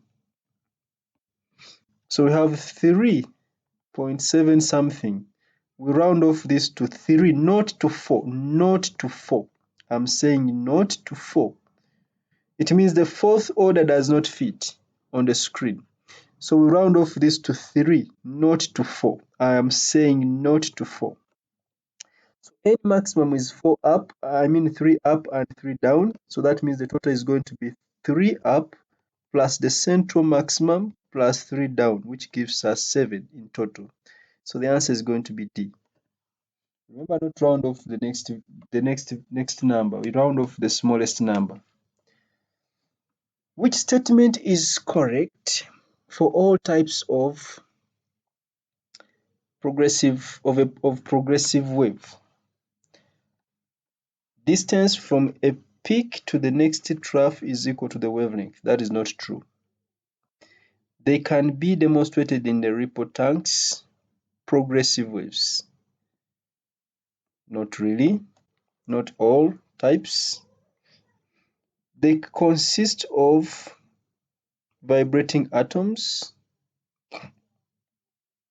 Electromagnetic waves can be progressive, but they don't consist of vibrating atoms. All that we know is that all progressive waves transfer energy from one position to another. Whether they are longitudinal or they are transverse, they transfer energy. A transverse water wave is moving along the surface of some water. This causes a ball to move vertically without moving horizontally, so that ball moves vertically up and down as it floats upon the surface. At one instant, the ball is at the position shown. The wave has frequency of 0.2 Hz and amplitude of 0.7 meters. The distance between a trough and an adjacent peak is 2.4 meters. What is the distance? What is the distance traveled by the ball in a time of 20 seconds? What is the distance traveled by the ball in a time of 20 seconds? First of all, they have given us the distance between a trough and an adjacent peak as 2.4. That means that is actually a quarter a wavelength. So 2.4 is equal to a quarter of a wavelength, which means that the wavelength is going to be 4 times 2.4. So that is the wavelength. 2.4 was the distance between a trough and an adjacent peak, which is a quarter a cycle. So the wavelength is going to be 4 times 2.4 as the wavelength. So the question is, what is the distance traveled by the ball in a time of 20 seconds? In a time of 20 seconds.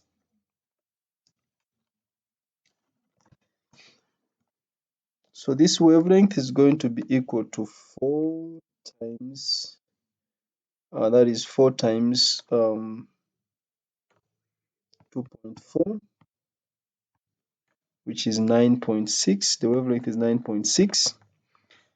But that's not what we need. Do we have, okay, we have even frequency. I can find a period here.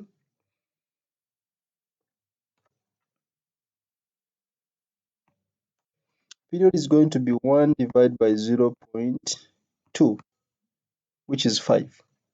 So the period is 5 seconds. Period is equal to 5 seconds. Okay, so let's see.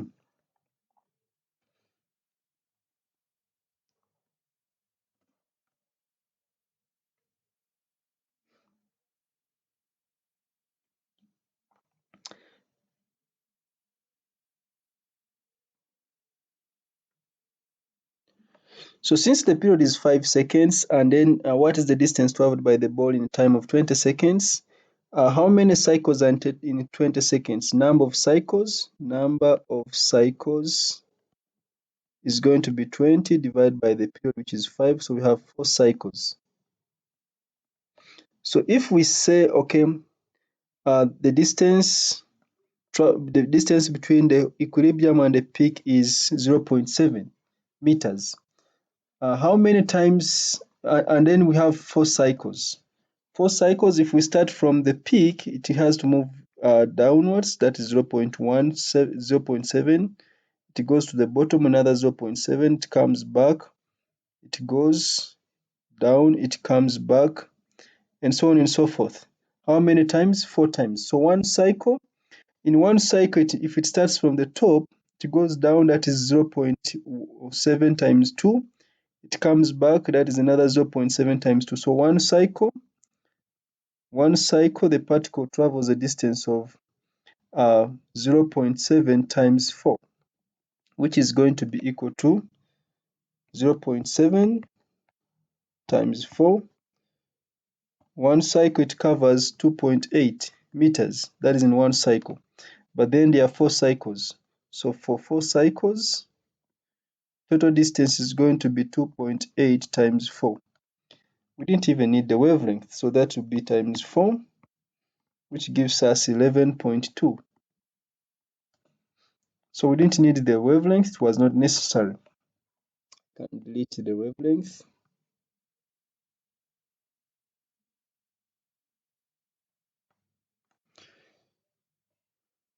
Okay, so imagine from the peak to the equilibrium, that is 0.4, up the bottom, that is 0.7, up the bottom, another 0.7, then coming back, 0.7, back to the top, that is one complete cycle, that is 0.7 times 4, that is 2.8 meters.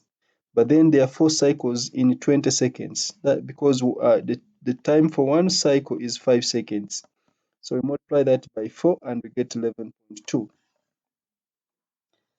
Sound wave travels from left to right across a room. The variation with the distance across the room of the displacement of the air molecules at one instant is shown.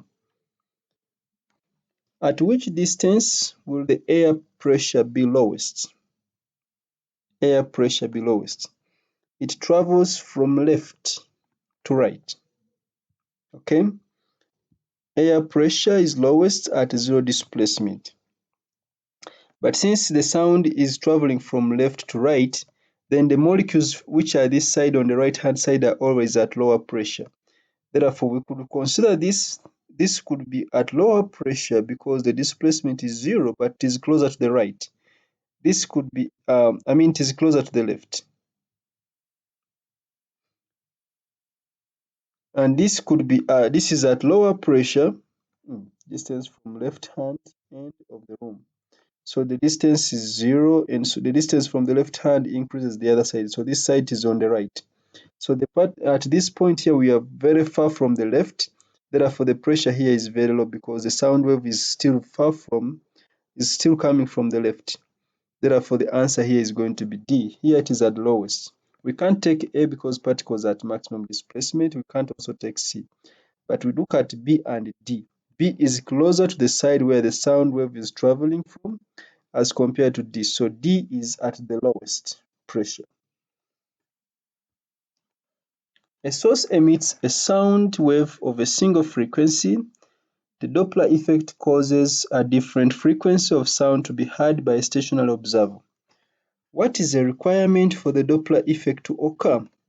A source that is moving as it produces a sound wave. I think that is very true. A source that produces polarized sound waves, not at all. A source that produces a sound wave of changing amplitude, not at all. A source that produces a sound wave of changing frequency. We need a source producing a sound wave of the same frequency, but then there should be relative motion between the source and the observer. That's why the source that is moving as it produces the sound wave. An electromagnetic wave in free space has a frequency of 2.5 times 10 power 14 Hertz. Which region of the electromagnetic spectrum includes this frequency? It is hard to see the region by looking at frequency, but it is easy to see the region by changing frequency to wavelength. So the wavelength is going to be speed time over frequency, 3 times 10 power 8 divided by 2.5 times 10 power 14. 3 exponent 8 divided by 2.5 exponent 11. So that is 1.2 times 10 power negative 3.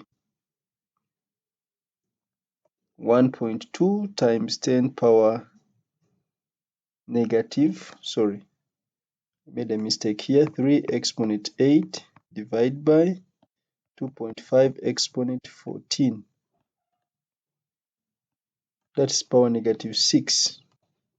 So when you look at Richard, his mother is visiting Uncle Xavier's, this is you, Uncle Xavier's garden. So here we have a visible spectrum, 7 times 10 power negative 7, 4 times 10 power negative 7 for violet.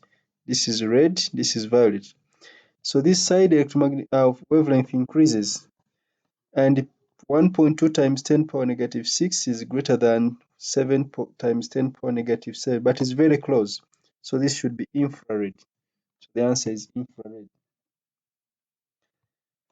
Two polarizing filters are placed next to each other so that their planes are parallel. The first polarizing filter has its transmission axis at an angle of 50 degrees to the vertical. The second polarizing filter has its transmission axis at an angle of 20 degrees to the vertical. So that means the angle between the transmission axis is 30. Therefore, if I find the intensity through the first filter, then this intensity is going to be subjected to an angle of 30 degrees to the next filter. Therefore, a beam of vertically polarized light of intensity 80 watts per meter is incident normal on the first polarizing filter. What is the intensity of the light that is transmitted from the second polarizing filter? So we know from Morse's law, intensity is equal to I naught cos squared theta. So for the first transmission, intensity is going to be equal to I naught, which is 8, cos squared theta, which is 50. So this will be now the incident intensity to the second transmission axis of the second filter.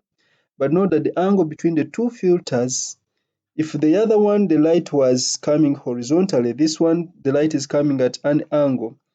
The angle between the two filters is 30 degrees, so it is going to be incident, or it is going to be rotated through 30 degrees. Therefore, for the second filter, I2 is going to be the first filter, which is I naught, is going to be 8 cos squared of 50, again cos squared of the angle between the two filters, which is going to be 30. We shall not consider the 20. So this is going to be 8 cos squared, sorry, it is hard to press cos squared there. I'll just say 8 open brackets cos 50 squared times, again cos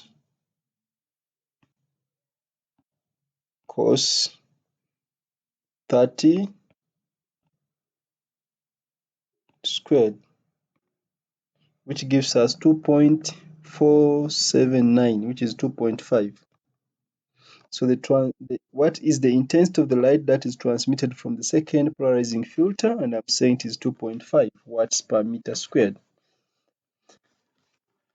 A stationary wave on a stretched string is set up between 2 points, P and T. Which statement about the stationary wave is correct? Point R is at a node. That is not at O, it is at an antnode. Q and S vibrate in phase. Here it is vibrating downwards. This is also vibrating downwards. Here it is vibrating upwards. So it means that is true. Q and S are vibrating in phase. That is very true. The distance between P and T is 3 wavelengths. P and T. This is 1 wavelength and a half. That is not true. The wave transfers energy from P to T. It is a stationary wave. That is not true. So the answer is B. A barrier vibrates with a frequency F to produce water waves in a ripple tank, as shown here. The waves pass through a gap of width x in a barrier so that diffraction occurs.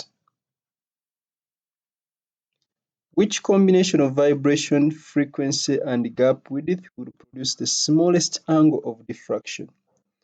We want the angle of diffraction to be very small. In other words, we want the bending to reduce. That's what we are talking about here. So we say which combination of frequency? Remember, frequency is inversely proportional to wavelength. If the frequency is halved, the wavelength is doubled. Frequency is halved, the wavelength is doubled, but again the size of the gap is reduced. The wavelength is bigger, the size of the gap is reduced. That one will produce, the wavelength is bigger and the size of the gap is small. There is some diffraction but could not be the smallest. The wavelength is bigger, the size of the gap is doubled. Here diffraction is maximum, because if the wavelength is doubled and the gap width is also doubled, because remember here they are almost the same. They are almost the same. So if it is doubled, diffraction is still maximum. There is no effect there. Then frequency is doubled. It means the wavelength is halved. The wavelength is reduced by half, and then the size of the gap is also reduced. That one, there is no effect. It is almost the same. The wavelength is halved because the frequency is doubled. The wavelength is halved. The wavelength is halved, and the size of the gap is doubled. It means now the wavelength is many times smaller than the size of the gap. That means the diffraction is very small. So the answer is going to be D. An outdoor concert has two large speakers beside the stage for broadcasting music. In order to test the speakers, they are made to emit sound of the same wavelength and the same amplitude. The curved lines in the diagram represent wavefronts. Where is the loudest sound heard? Of course, the loudest sound must be heard where a crest meets a crest, or a crest meets a crest. So we are seeing this is D, where the crest is meeting a crest. Here there is no, it is almost a trough. Here it is a crest alone meeting with a trough, a crest meeting with a trough. So sound is loudest at D. So the answer here is going to be D.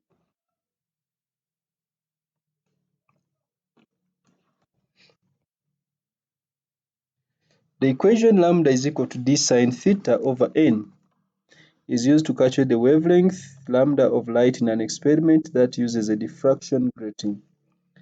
The light from the diffraction grating is displayed on a screen. What do the symbols N and D represent? Of course, N represents the order. N represents the order of diffraction, so we eliminate A and B. Then D is the slit separation or distance between adjacent slits. So the answer here is simply going to be C, order of intensity maximum and the distance between adjacent slits in the grating. The variation with the distance x of the displacement y of a transverse wave on the rope is shown at time t equals to 0. The wave has a frequency of 0.5 Hertz.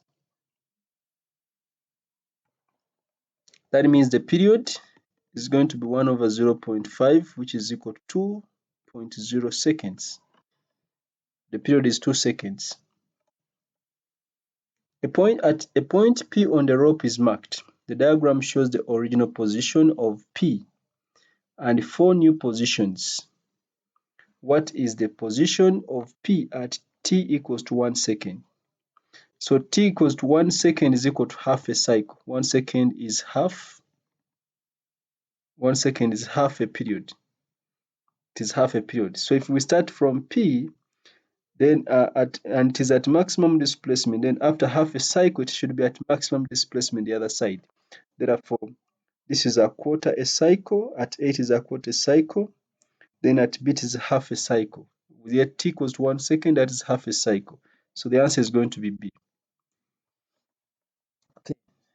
So the answer there is B, because 1 second is half a cycle, yet the period is 2 seconds. So at half a cycle, it must have reached maximum displacement on the other side. Since it was at t equals to 0, it is at maximum displacement on one side. Then at t equals to 1 second, it should be at maximum displacement on the other side. Then t after 2 seconds, it should come back again to the same displacement where it started from. So the answer there is B. A cathode ray oscilloscope is connected to a microphone which detects sound of constant frequency. The trace on the screen of the CRO is shown in the figure. Which property of the sound wave is measured using only information from the CRO? Only information from the CRO.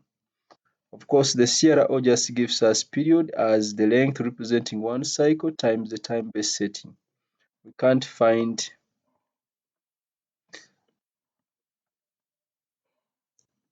we cannot find easily the amplitude,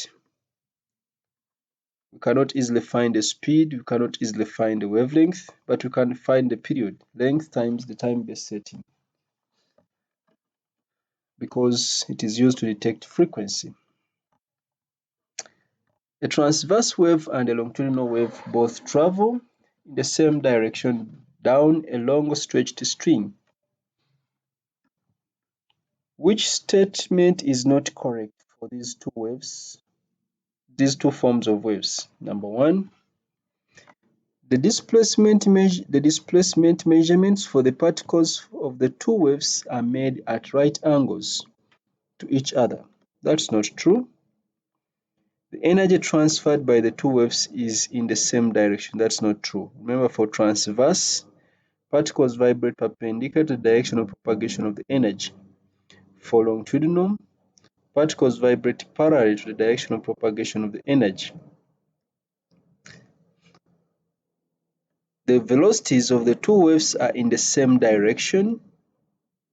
The velocities of the two waves are in the same direction.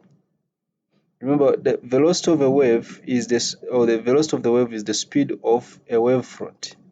The speed of a wavefront. The wavelength measurements for the two waves are made at right angles to each other. The wavelength measurements for the two waves are made at right angles to each other, because for longitudinal particles vibrate parallel and transverse particles vibrate perpendicular, then the wavelength measurements for the two waves can be made at right angles to each other. So the answer is going to be D.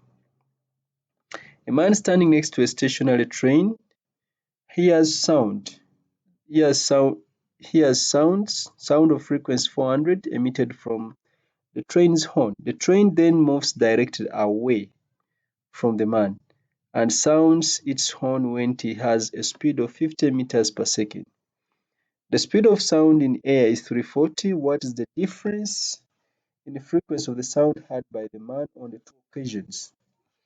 So, observed frequency when it is moving away is going to be V divided by V plus speed of the source times frequency of the source. This will be 340 divided by 340. Because it was moving away, this is going to be plus. So plus 50 times the speed of the frequency, which is 400. So we have 340 times 400 divided by 340 plus 50. So that is the speed. Then we get the difference. So the difference, we shall just say 400 minus that, so minus 400. So the difference is 51 hertz. So the difference is 51. So I got 400 minus the answer I get here, minus the observed frequency, because we wanted difference. So the answer is 51. Which list of regions of the electromagnetic spectrum is in order of increasing wavelength from left to right? Order of increasing wavelength. Richard's mother is visiting Uncle Xavier's garden. This is increasing frequency, and this is going to be increasing wavelength. Wavelength increases this side. So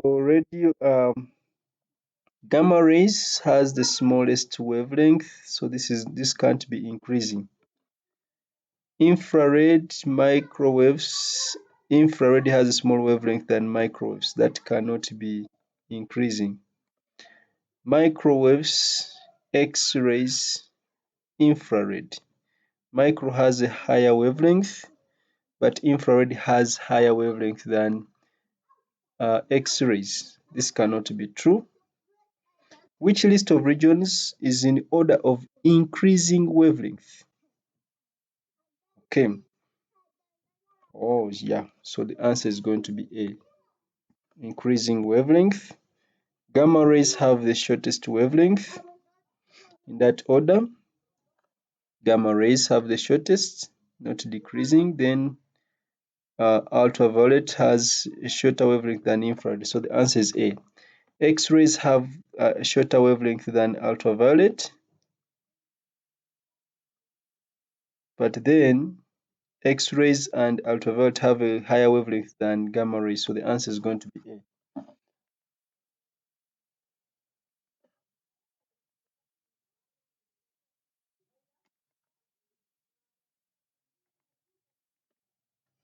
The principle of superposition states that a certain quantity is added when two or more waves meet at a point.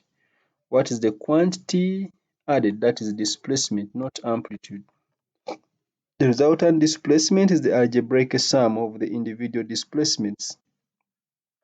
A stationary sound wave is formed in a gas-filled tube of length L, which is closed at one end by a piston. The length of the tube can be altered by moving the piston. The length of the tube and the frequency of the sound are varied so that the stationary wave always has two antinodes and two nodes. So two antinodes and two nodes. You have a node there and a node there. So it means the length L is going to represent a half plus a quarter, that is 3/4, 3/4 of wavelength, which means the wavelength is going to be 4L divided by 3. The graph shows the variation of frequency or F of the stationary sound wave with the length L of the tube. What is the speed of sound in the gas in the tube? So I'll just choose CM, the value of L. Let me say if L is 10, I will just say for L equals to 10, for L equals to 10 centimeters. L equals 10 centimeters. This is approximately 220, I think. No, because the scale is 1000 divided by 5, which is 200. So for L equals 10 centimeters, F is approximately 2200 hertz. So we want the wavelength. Remember, L wavelength is equal to 4/3 times lambda. So lambda is going to be 4 times 10 times 10 power negative 2 divided by 3, that is lambda. The frequency is 200, so let's find the speed. So the speed V is going to be equal to lambda times F, which is going to be 4 times 10 times 10 power negative 2 times 200 divided by 3. 4 times 10 exponent negative 2 because it was in centimeters times this is 2200 divided by 3, and this is giving us 293 recurring, 293.3 recurring, which is approximately 300 meters per second to one significant figure. So our answer is going to be C. So what was very important was, first of all, to know that for this we have a quarter a cycle plus a half, which is 3/4 of a cycle, which means one cycle is going to be 4L/3. Then you choose a value from the graph where you can easily take a reading. You could also choose maybe this point here and take the reading for the frequency. You would get approximately 300 meters per second. I think part 1 can stop there for now, and see you in part 4. Any errors, always write to me. I can try to rectify. If there's any mistake, you can always write to me. I'm also human. I'm bound to make mistakes. Nevertheless, I hope you have learned something, one or two, from this video. Enjoy the rest of the day. Bye bye.